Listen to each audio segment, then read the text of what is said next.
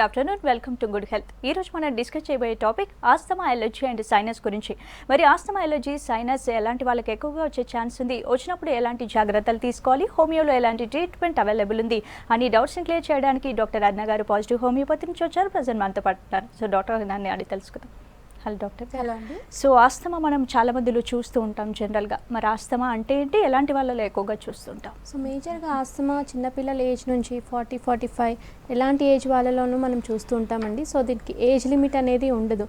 మేజర్గా ఇది రావడానికి కారణం వంశపారంపర్యంగా యాన్సిస్టర్స్లో ఎవరికైనా ఆస్తమా హిస్టరీ ఉన్నట్లయితే, ఏదైనా రెస్పిరేటరీ కంప్లైంట్స్ ఉన్నట్లయితే మనం ఎక్కువగా చూస్తుంటాం. అలర్జీ కావచ్చు, రెస్పిరేటరీ కంప్లైంట్స్లో బ్రాంకైటిస్ ఇలాంటి సమస్యలు ఉన్న వాళ్ళు పిల్లల్లో వచ్చే ఛాన్సెస్ ఎక్కువగా ఉంటుందండి. సో ఆస్తమా ఉన్న వారిలో మేజర్గా కంప్లైంట్స్ ఉల్లి కూతలు అనేది మనం ఎక్కువగా చూస్తుంటాం. ఆయాసం రావడం, కాఫ్తో పాటు స్నీజింగ్స్ ఇలాంటి సిమ్టమ్స్ ఎక్కువగా చూస్తుంటామండి.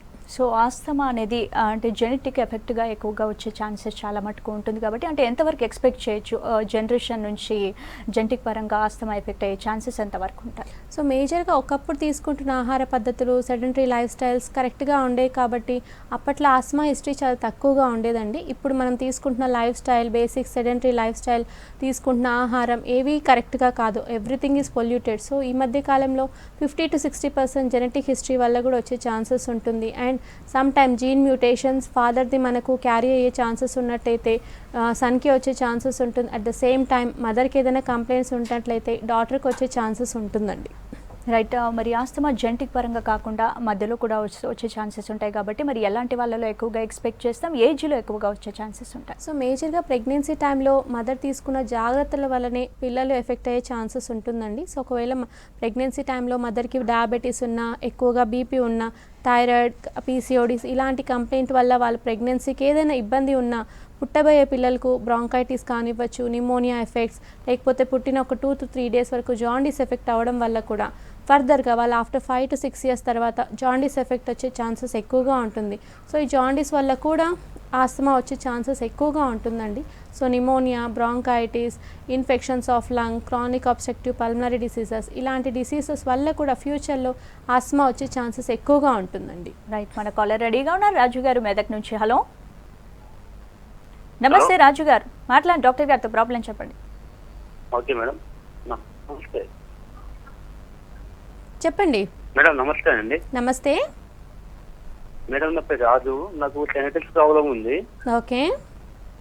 అయితే నేను ఇంతకుముందు సిద్దిపేటలో హోమియో వైద్యం చేయించుకున్నాను. ఓకే.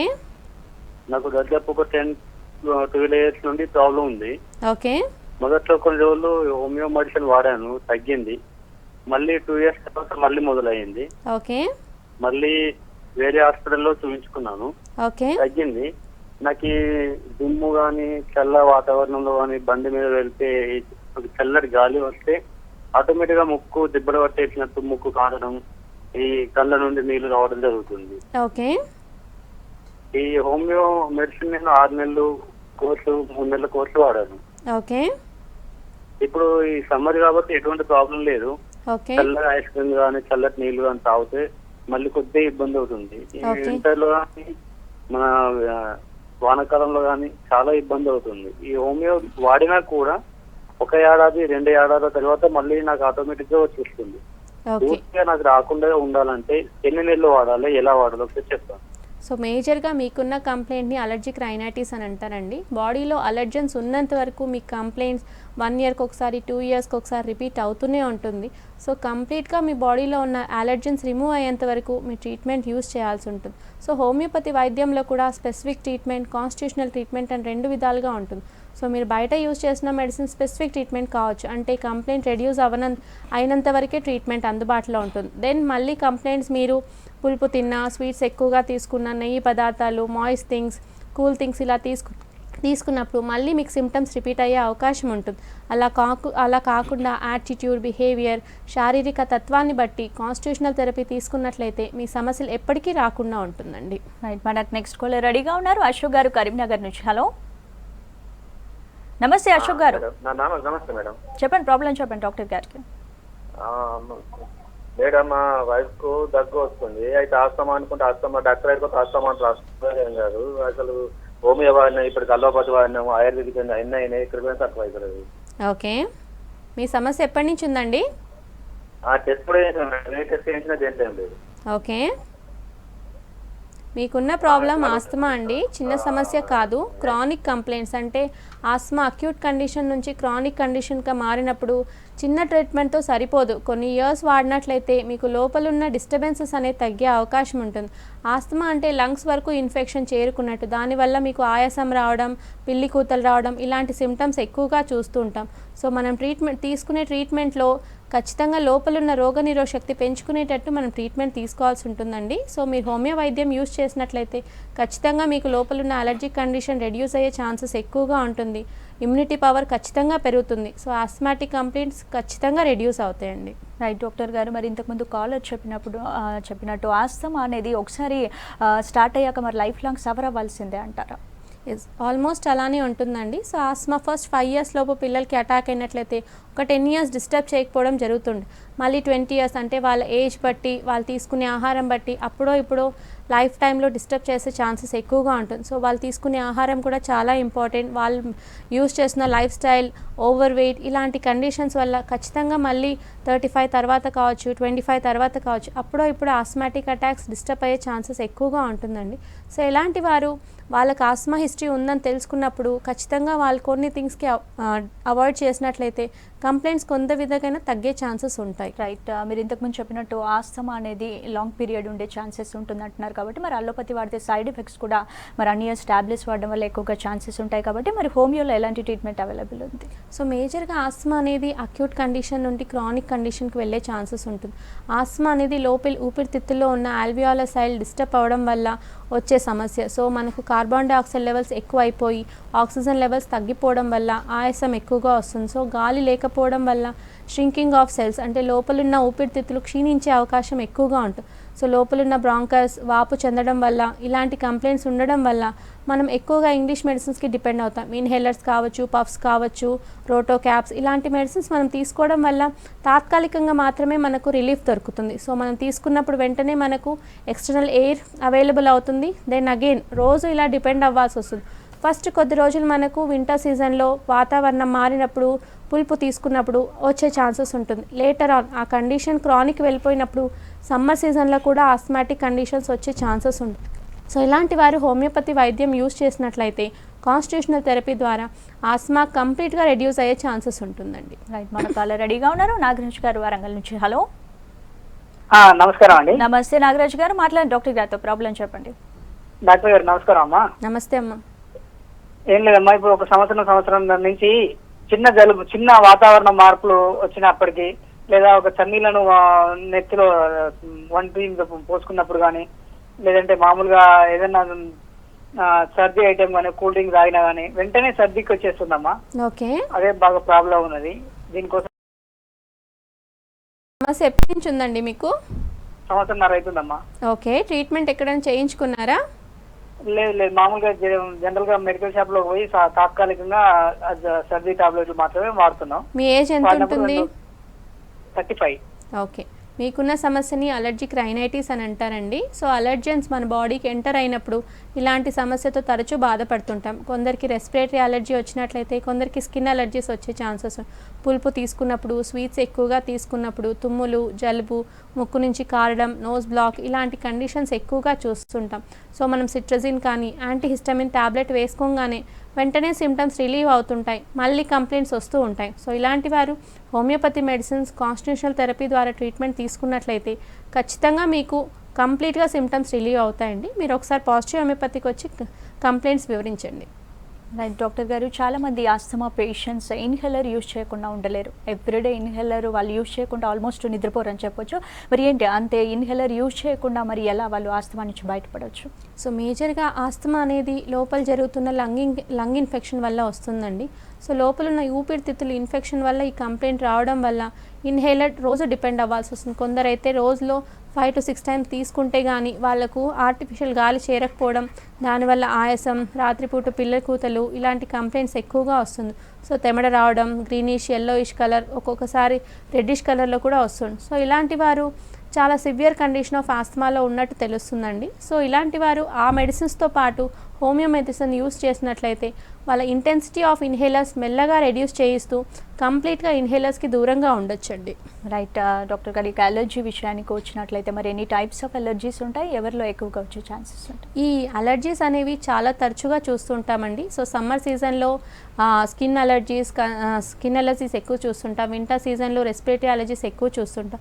సో అలర్జీస్ అనేది ఏదైనా మనకు సర్టన్ ఫుడ్కి కావచ్చు, అలర్జెన్స్కి కావచ్చు, డస్ట్కి కావచ్చు, ఇది మన బాడీకి ఎంటర్ అయినప్పుడు మన రోగనిరోధక శక్తి తక్కువగా ఉన్న వాళ్ళు ఎలాంటి కంప్లైంట్స్ అయినా రావచ్చు. సో మేజర్గా అలర్జెన్స్ని రెస్పిరేటరీ అలర్జీ గాను, స్కిన్ అలర్జీ గాను డిఫరెన్షియేట్ చేసుకోవచ్చండి. సో రెస్పిరేటరీ అలర్జీ అంటే అలర్జిక్ రైనైటిస్ అని మనం చెప్పుకోవచ్చు. మేజర్గా ఇలాంటి వాళ్ళు జలుబు, తుమ్ములు ఎక్కువగా చూస్తూ ఉంటాం. ఎక్కువగా మనం చలికి ఎక్స్పోజ్ అయినప్పుడు, ఫుడ్లో కొంచెం చేంజ్ అయినప్పుడు తుమ్ములు వెంటనే వస్తుంటాయి. సో వీళ్ళలో ఫిజియాలజికల్ కాజ్ మాత్రమే ఉంటుందండి. సో రోగనిరోధక శక్తి చాలా తక్కువగా ఉన్న వాళ్ళు ఈ కండిషన్ ఎక్కువగా చూస్తూ ఉంటాం. సో అర్టికేరియల్ ర్యాషెస్ అనేది స్కిన్ అలర్జీలో నెక్స్ట్ టైప్ చూస్తూ ఉంటాం. సో ఏదైనా ఫుడ్ ఎక్స్పోజ్ అయినప్పుడు, లేకపోతే కొంచెం స్ట్రాంగ్ ఓడర్స్కి ఎక్స్పోజ్ అయినప్పుడు చర్మం మీద చిన్న చిన్న దద్దులుగా వస్తూ ఉంటాయి. సో వాళ్ళు మెడిసిన్ వేసుకోగానే వెంటనే ఈ కంప్లైంట్స్ రెడ్యూస్ అవుతాయి. ఇవి సీజనల్ వేరియేషన్ లేకుండా ఎలాంటి సందర్భాల్లో కూడా మనం చూస్తూ ఉంటాం. రైట్, మన కాలర్ రెడీగా ఉన్నారు. గీతాంజలి గారు కరీంనగర్ నుంచి. హలో హలో, నమస్తే గీతాంజలి గారు, మాట్లాడండి డాక్టర్ గారితో. ప్రాబ్లం చెప్పండి. గుడ్ ఆఫ్టర్నూన్ డాక్టర్ గారు. గుడ్ ఆఫ్టర్నూన్ అండి. మేడం, నాకు తుమ్ములు వస్తాయి పొద్దున్న లేవగానే, పడుకుని లేవగానే తుమ్ములు వస్తే మామూలుగా హాస్పిటల్కి లింఫాస్ట్ ఇచ్చిర్రు. ఓకే, అది వేసుకుంటున్నా. ఇప్పుడు అదేంటంటే సమ్మర్ సీజన్ లో కూడా తుమ్ములు వస్తున్నాయి. మందులు వేసుకుంటేనే తగ్గుతుంది, లేకపోతే వస్తుంది. ఓకే,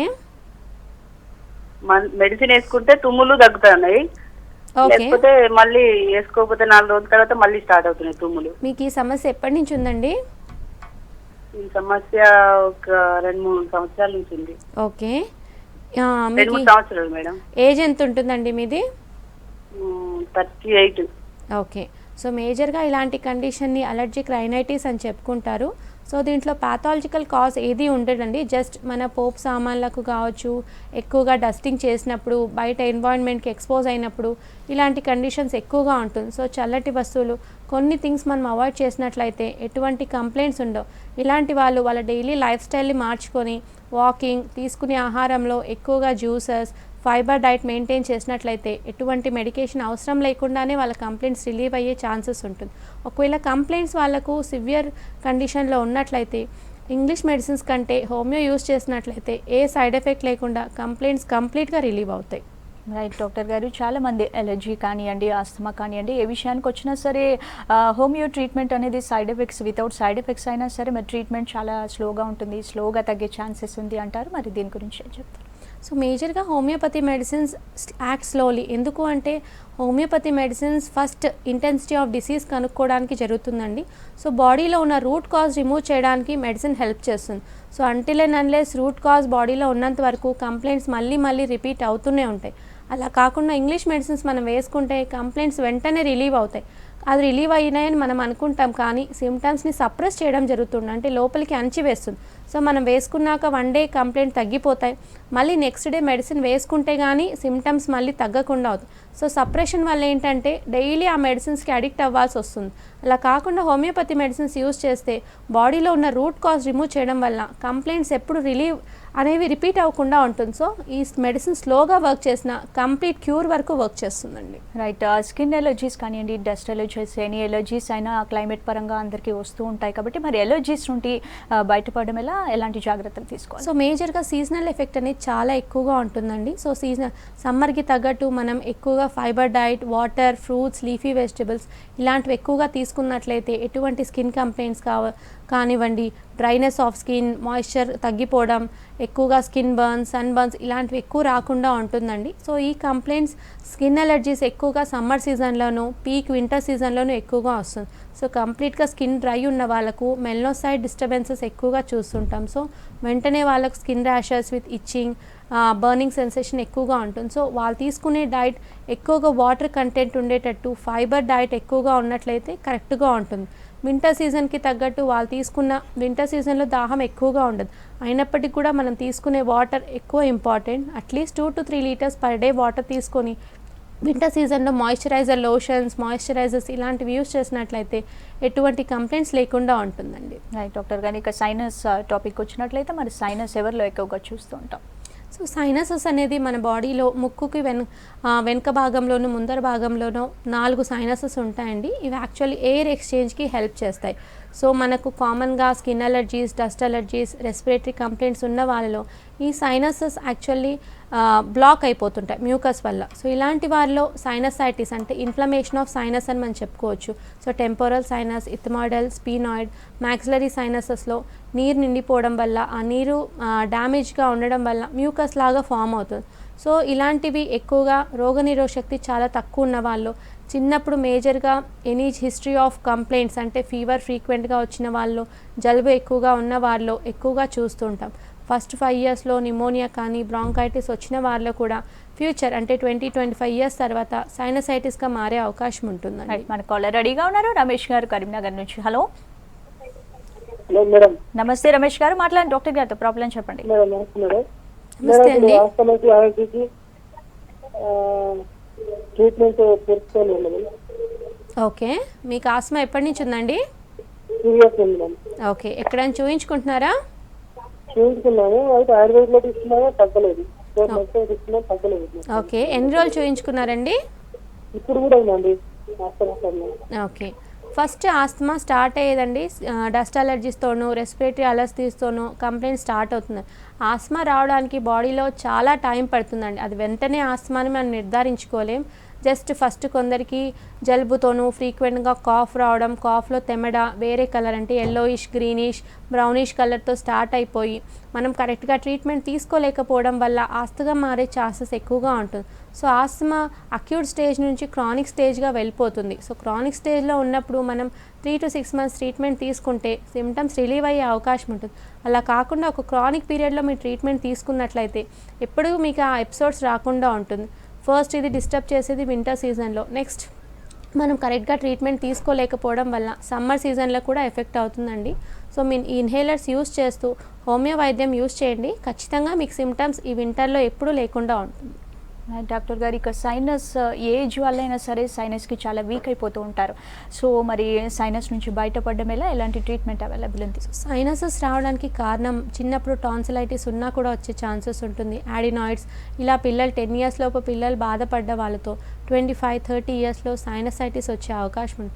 బేసిక్గా రెస్పిరేటరీ కంప్లైంట్స్, రోగనిరోధక శక్తి చాలా తక్కువ ఉన్న వారిలో ఎక్కువగా చూస్తుంటాం. ఈ కారణం IgE, ఇమ్యునోగ్లోబులిన్ E తక్కువ ఉన్న వారిలో ఇస్నోఫిల్ కౌంట్స్ చాలా ఎక్కువ ఉంటాయి. కాబట్టి బాడీలో ఏదైనా ప్రాబ్లం రావడం వల్ల సైనసైటిస్ కావచ్చు, dust allergies, skin allergies, asthma ఎలాంటి కంప్లైంట్స్ అయినా వచ్చే ఛాన్సెస్ ఉంటుంది.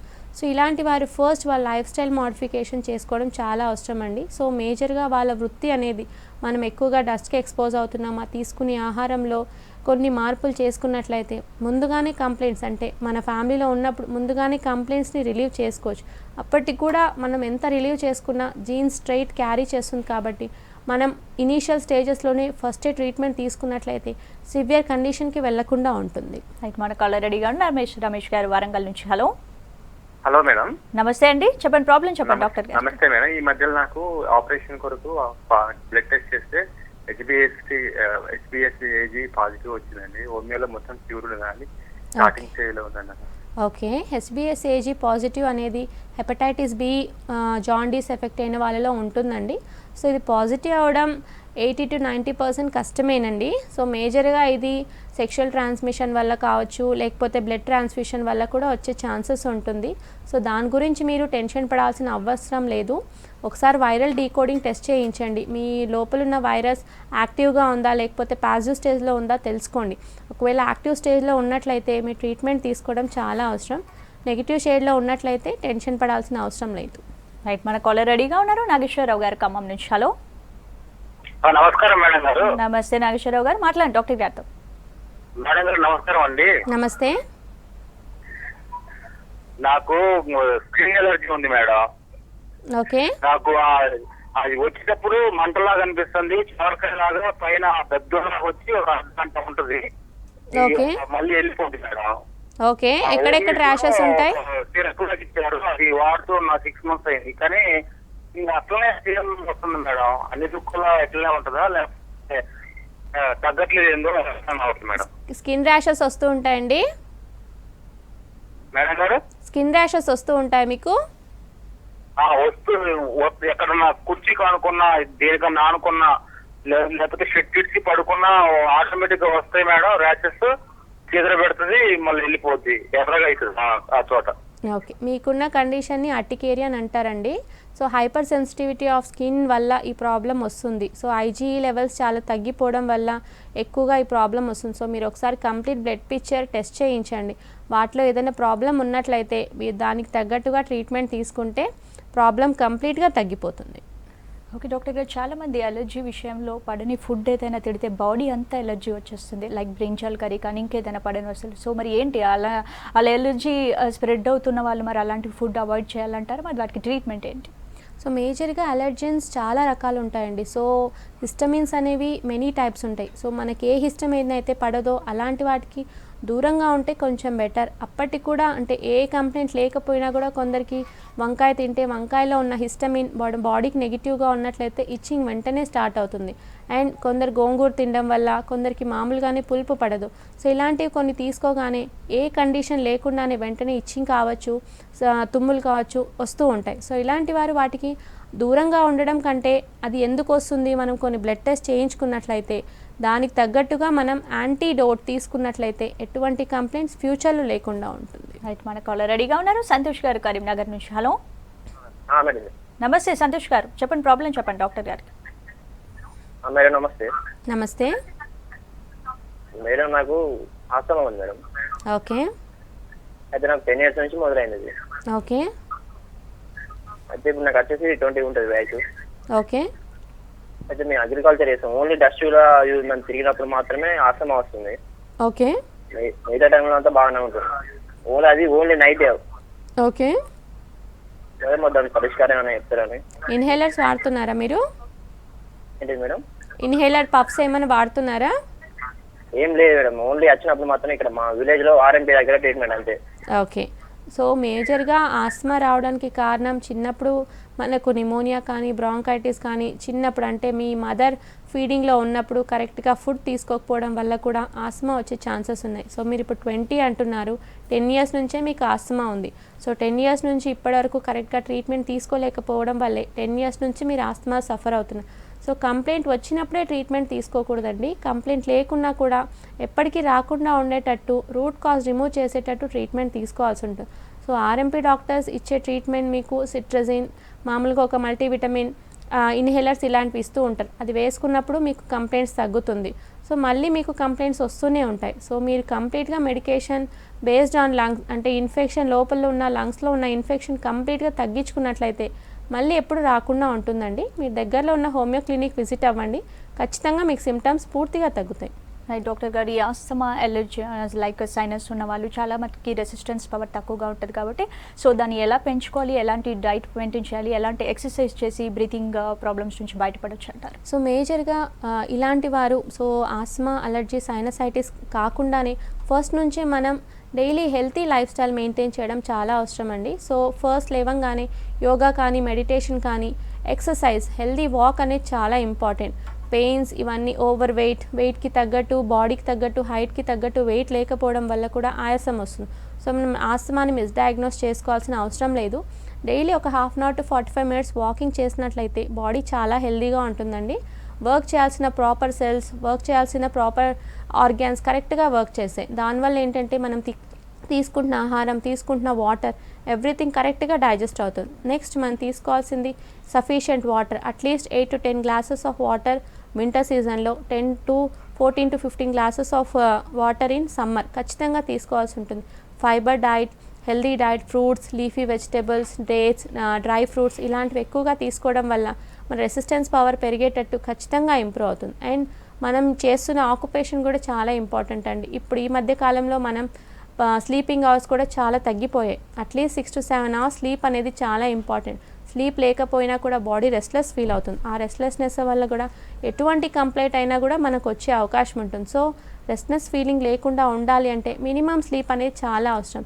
సో వర్కింగ్ అవర్స్ అనేది పెంచుకోవడం, చాలా తక్కువ చేసుకోవడం చాలా important. Sleeping hours at least 6 to 7 hours చేసుకున్నట్లయితే బాగుంటుంది. బయట జంక్ ఫుడ్స్ కావచ్చు, ఎక్కువగా ఫాస్ట్ ఫుడ్ సెంటర్స్లో ఫుడ్ తగ్గించేసుకొని వీలైనంత వరకు బయట ఫ్రూట్స్ తీసుకున్నట్లయితే ఖచ్చితంగా మనకు రెసిస్టెన్స్ పవర్ సొంతంగానే పెరుగుతుంది. సో మనం ఇంకేది మెడిసిన్ తీసుకోవాల్సిన అవసరం ఉండదు. రైట్, మన కాలర్ రెడీగా ఉన్నారు. రఘు గారు వరంగల్ నుంచి. హలో హలో మేడం, నమస్తే రఘు గారు, నా పేరు రాము అండి. చెప్పండి. మా బాబుకు 11 years. ఓకే, 11 years బాబుకు. చెప్పండి. మా బాబు లైట్ గా అది పొడి దగ్గులాగా దగ్గుతాడు, కొద్దిగా ముక్కులు తిప్పడి పడతాయి ఇప్పటికి. ఓకే, ఒక 1 year నుంచి ఇబ్బంది అవుతుందండి. జలుబు కొద్దిగా లైట్ గా జలుబు ఉంటది. ఓకే, అదండి మేడం. దీన్ని ఏమంటారు మరి? పిల్లి కూతలు వస్తుంటాయండి రాత్రిపూట. దీనివల్ల ప్రాబ్లమ్స్ ఏముంటాయని? పిల్లి కూతలు వస్తుంటాయండి రాత్రిపూట. ఆయాసం వస్తుందా? ఆయాసం అంటే ఏం లేదు కానీ ఒకసారి అది గురికొచ్చినట్టు ఉంటుందండి. ఓకే, సో గురుకని ఆ పిల్లి కూతలని అంటారండి. బాబుకి ఇప్పుడిప్పుడే ఆస్మాటిక్ కండిషన్ వస్తూ ఉండొచ్చు. మున్పట్టు ఫుల్గా బ్రాంకైటిస్ సిమ్టమ్స్తో బాధపడి ఇప్పుడు ఆయాసం వస్తుంది. సో ఇప్పుడిప్పుడే తను బాధపడుతున్నాడు కాబట్టి ముందుగానే మీరు వెంటనే ట్రీట్మెంట్ చేయించినట్లయితే కంప్లైంట్స్ పూర్తిగా తగ్గుతుందండి. డాక్టర్ గారు, ఈ ఆస్తమా సైనస్ పేషెంట్స్ టెంపరీగా ఇన్హేలర్స్ ఇవి వాడుతూ అలా నెట్టుకొస్తున్నారు కాబట్టి మరి వీరికి హోమియోలో ఎలాంటి పర్మనెంట్ ట్రీట్మెంట్ అవైలబుల్ ఉంది? సో మేజర్గా హోమియోపతిలో స్పెసిఫిక్ ట్రీట్మెంట్, కాన్స్టిట్యూషనల్ ట్రీట్మెంట్, 2 రకాల ట్రీట్మెంట్ ఉంటుంది. కాన్స్టిట్యూషనల్ ట్రీట్మెంట్ వచ్చేసి బాడీ యాటిట్యూడ్, బిహేవియర్, శారీరక తత్వం ఇలాంటివన్నీ బేస్ చేసుకొని ఒక సింగిల్ రెమెడీ ఇవ్వడం జరుగుతుంది. దీనివల్ల కంప్లీట్గా బాడీలో ఉన్న సెల్స్ యాక్టివిటీ, ఇలా infection of lungs everything reduce చేయడం వల్ల బాడీలో ఉన్న రూట్ కాజ్ రిమూవ్ చేయడం జరుగుతుంది. నవే డేస్ మెనీ మెడిసిన్స్ దొరుకుతున్నాయి బయట, స్పెసిఫిక్ మెడిసిన్స్, ప్లాటా, క్యాలిబైక్ ఇలాంటివి తీసుకోవడం వల్ల సిమ్టమ్స్ సేమ్ ఇన్హేలర్స్ లాగానే వర్క్ చేస్తుందండి. So we provide positive homeopathy provides constitutional therapy where complete ఆస్మాయే కాకుండా మిగతా కంప్లైంట్స్ కూడా పూర్తిగా రిలీవ్ అవ్వడమే కాకుండా లైఫ్ టైం ఎప్పుడు సఫర్ అవ్వాల్సిన అవసరం ఉండదండి. రైట్, థ్యాంక్ యూ డాక్టర్ గారు, థ్యాంక్ యూ సో మచ్. చూసారు కదండి, మరి ఆస్తమా, ఎలర్జీ, సైనస్ పేషెంట్స్ ఎక్కువగా సఫర్ అయ్యే వాళ్ళు టెంపరీ రిలీఫ్స్ చూసుకోకుండా పర్మనెంట్గా రూట్స్ నుంచి రెసిస్టెన్స్ పవర్ పెంచుకుంటూ పర్ఫెక్ట్ లైఫ్ స్టైల్ మెయింటైన్ చేసినట్లయితే చాలా మటుకు తగ్గించవచ్చు అని గారు చక్కగా ఎక్స్ప్లెయిన్ చేశారు. ఇదంటే ఇవాళ Gill health. Keep watching V6.